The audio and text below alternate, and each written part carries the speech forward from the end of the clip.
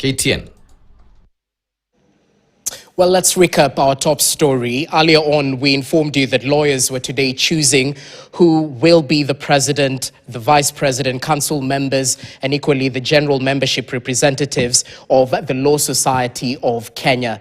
The voting and tallying process is underway, but I believe there's a clear lead in the presidential race that pit candidates Mwaura Kabata, Senior Counsel Charles Kanjama, and Peter Wanyama, who were the candidates in the LSK presidential race. I understand Senior Counsel Charles Kanjama is leading and might be the winner, and he's currently addressing members of the press. Let's just listen in to what he has to say. I've chosen Charles Kanjama, that is myself, Senior Counsel, and expressed their confidence for me to lead them over the next 2 years.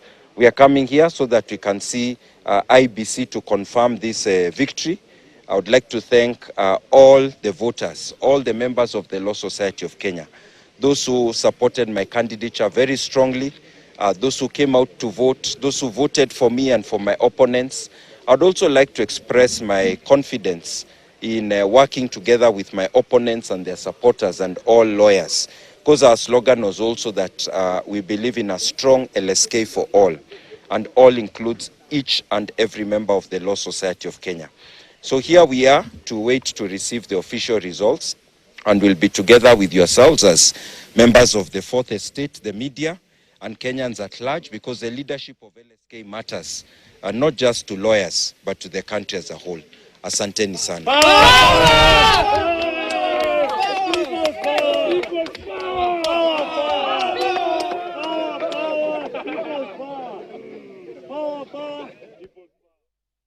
Well, there you have it, the words from Senior Counsel Charles Kanjama, who is leading in the LSK presidential race. As he's mentioned, we're still awaiting the official results to be declared, but it seems he has his work cut out for him in the next 2 years as he assumes that role of LSK president. Well, we know the LSK plays a crucial role in promoting the rule of law in the country, and equally when it comes to matters of public interest, litigation, and legal aid. We'll keep you updated in case of any other developments. As we informed you earlier, advocates across the country were heading to the polls to elect the new Law Society of Kenya leadership.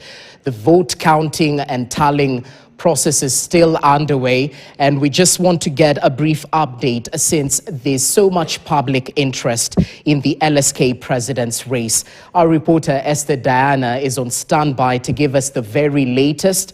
Esther, good evening. What results can we confirm as of now?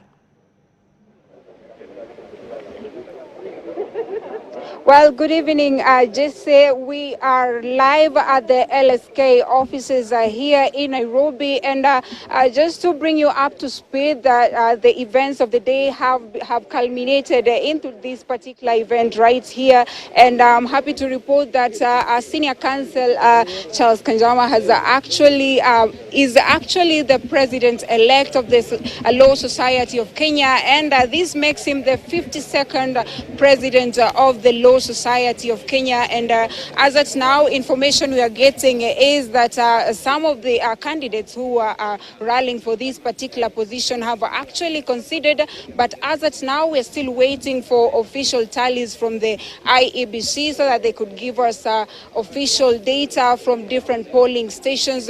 But right now I am with the president-elect Charles Kanjama, who will be speaking to us briefly about how he feels about this day, how was the competition, and perhaps looking ahead, what plans does he have for the advocates in Kenya?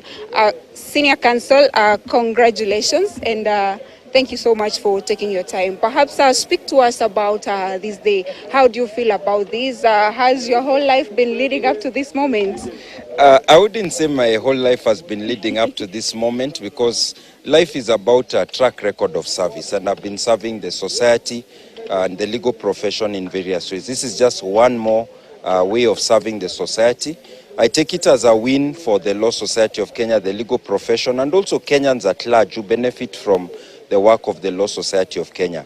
And for me, I think it's also a win, but it is a responsibility as well. It's a responsibility to hold to those high pledges and commitments I made, to the statutory role of the Law Society of Kenya, not to disappoint Kenyans, not to disappoint lawyers, my supporters, and indeed all advocates, both those who voted and those who didn't vote, but who depend on the leadership of the Law Society of Kenya.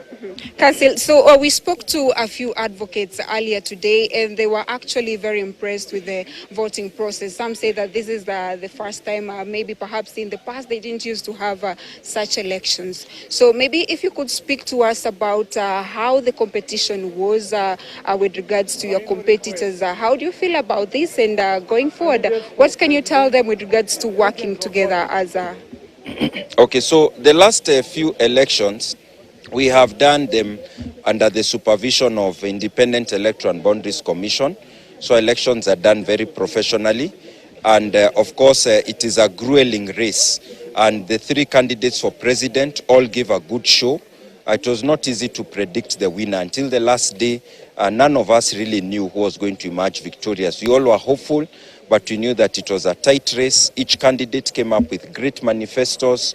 All of them had very committed supporters. But you know, in a contest, there will be ultimately one winner.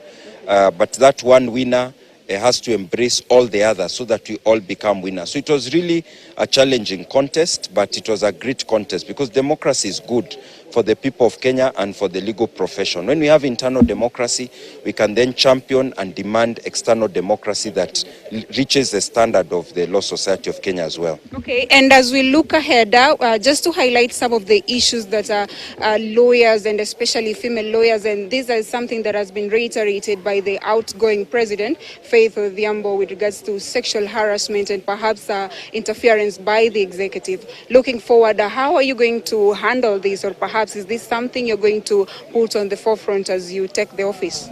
Kenyans have been very happy with the work of the Law Society of Kenya in the last few years, championing human rights, democracy, good governance and rule of law. During the Gen Z protests, LSK came out to champion the interests of Kenyans. I've been saying that is good. LSK needs to continue to do that. But we cannot have the strength to champion human rights, good governance for other Kenyans when you are not able to champion it for ourselves in our workplaces. So when I take the leadership, one of the things I'm going to do is to put a very strong focus on ensuring that as we champion that, what I call external democracy, we're also championing internal democracy and good governance, that our workplaces stop being toxic environments. I'm not saying they all are, but some of them may be. And we need to empower the senior bar and the mid bar so that they can govern and manage their professional spaces better. We need to empower the young bar so that they know what are their rights, what they should demand, what should be the minimum terms and conditions of service. And then we need to improve the structures and processes of dealing with complaints without retaliation. Thank you very much, Senior, and congratulations. And back to you in studio, Jesse. And just to bring you up to speed, we're going to keep camp here and wait to see what the Independent Electoral and Boundaries Commission, the results that they're going to bring from different polling stations. But as now, back to you in studio. We'll keep camp here and I'll keep you posted. Well, thank you so much, Esther Diana, who's on the ground for us, just following up until we get the official results declared by IEBC on the LSK presidential race, which is a seat that has attracted a lot of public interest. It seems that Senior Counsel Charles Kanjama is set to be the president of the Law Society of Kenya for the next 2 years. We take a short break. Time for a break now. When we come back, we'll take you through the Green Park Underpass, which is set to be ready for use next month.